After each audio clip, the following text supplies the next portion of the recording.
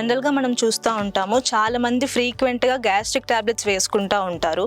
So దానివల్ల kidneys పైన ఏమైనా ఎఫెక్ట్ పడుతుందా?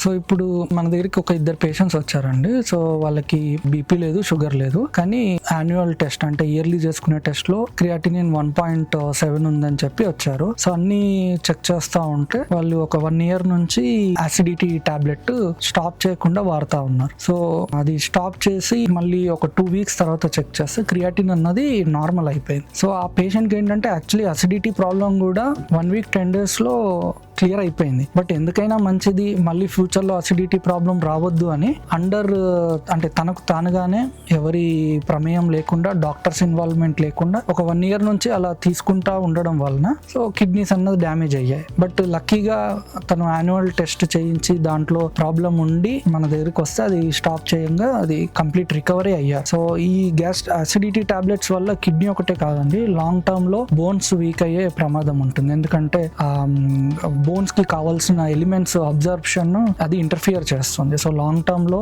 బోన్ ప్రాబ్లమ్స్ వచ్చే ప్రమాదం ఉంటుంది.